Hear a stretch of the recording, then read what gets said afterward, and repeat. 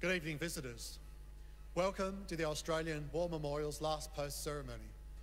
My name is Craig Burrell, and joining us today from the Royal Australian Air Force is Squadron Leader Nicholas Bird. We warmly welcome the family of Corporal Wallace Stafford Keft, whose story will be told shortly. We welcome the veterans who have served, those that are still serving, and the families that support them. We acknowledge the members of RSL and Services Clubs Association, RSL Victoria, and RSL Queensland, who are watching the broadcast of this ceremony around Australia. This evening, we are particularly honoured to welcome Mr. Graham Mowbray, Vice President of the Burleigh Heads RSL Sub-Branch, and Mrs. Mowbray. During the ceremony, wreaths will be laid at the base of the pool of reflection by family and visitors to the memorial. Please stand and join in singing the national anthem.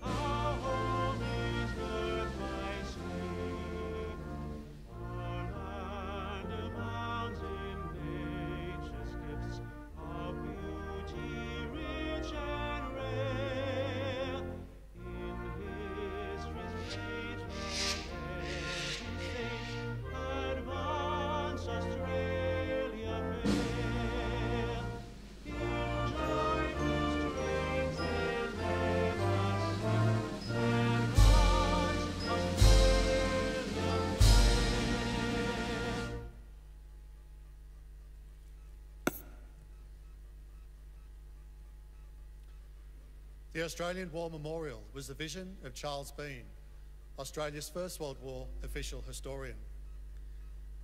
Bean landed with the Australian troops on Gallipoli and stayed with them at the front through to the end of the war. The idea of this national memorial and museum came to him at Pozières, France, in the depths of the bloody fighting of 1916. Bean's idea was that this would be a place where families and friends could mourn their loved ones buried in faraway places. It would also be a place that could help all Australians understand what these men and women had endured and what they had done for us. Bean's vision, to which we remain true, is best expressed as inscribed in the entrance to the memorial's galleries. Here is their spirit, in the hearts of the land they loved, and here we guard the record which they themselves made. Tonight, we will read the story behind just one of those on the Roll of Honour, which lists the names of more than 102,000 men and women who have given their lives for us in war and operations for more than a century. But first, we present a lament, Flowers of the Forest. Wreaths or floral tributes will now be laid at the base of the pool of reflection.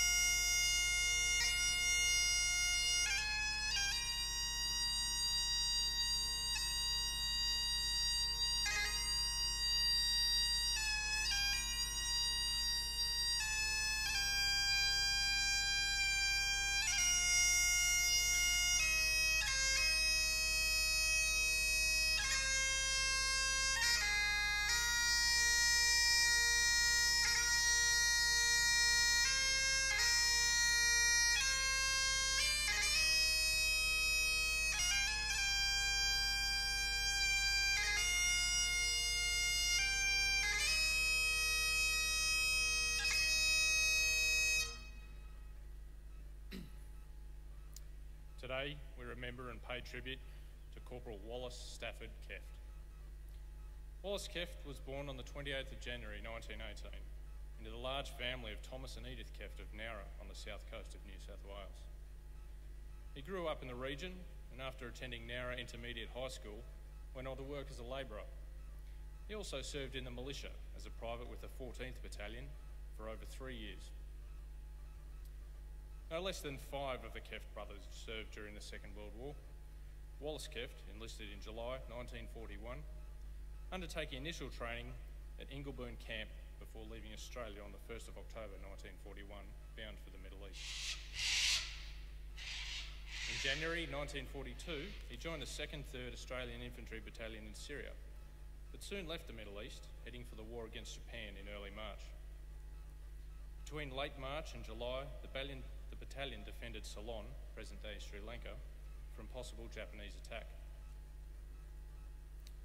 While in Ceylon, Keft reported ill with severe diarrhoea, but had recovered in time to rejoin his unit as it returned to Australia in August 1942.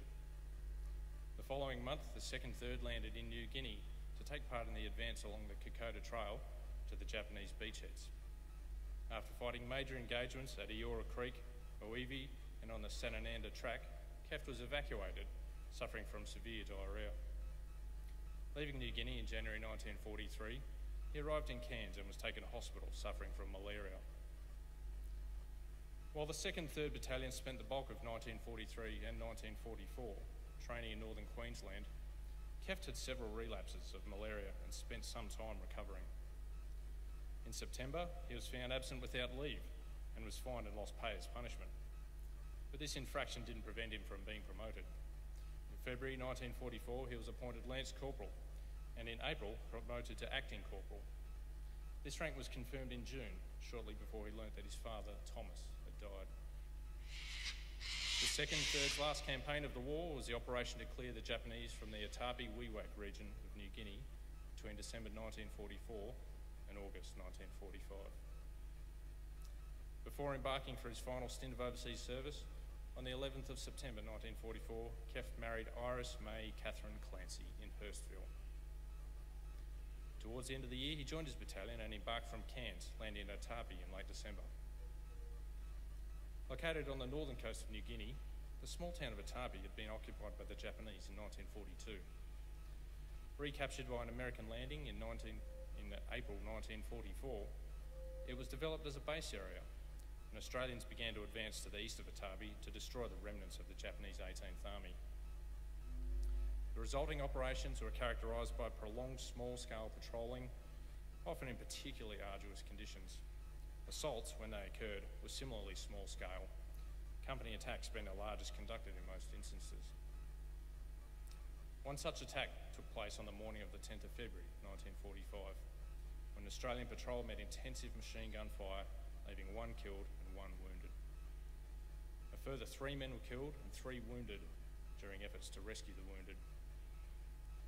The attack ended when another patrol that was in the vicinity heard the action and moved into attack, putting the Japanese to flight, but resulting in another man killed and 3 wounded. Among the dead was Corporal Wallace Keft, who was 27 years old. Today, his remains remain in the Lay War Cemetery under the epitaph, "He gave his life that we may live." His name is listed on the Roll of Honour on my left, among almost 40,000 Australians who died while serving in the Second World War. His photograph is displayed today beside the pool of reflection. This is but one of the many stories of service and sacrifice told here at the Australian War Memorial. We now remember Corporal Wallace Stafford Keft, who gave his life for us, for our freedoms, and in the hope of a better world.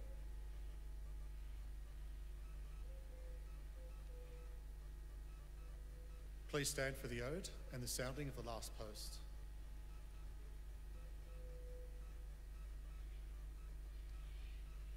They shall grow not old, as we that are left grow old. Age shall not weary them, nor the years condemn. The going down of the sun, and in the morning we will remember them.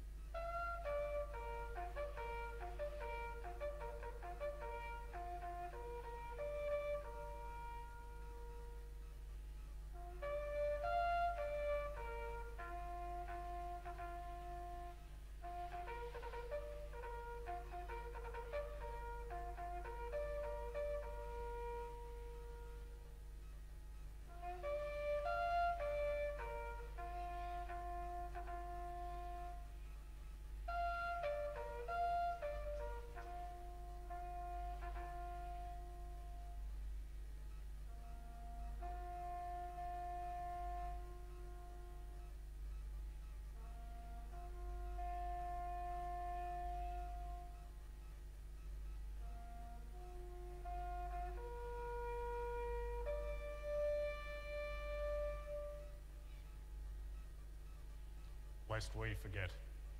Lest we forget.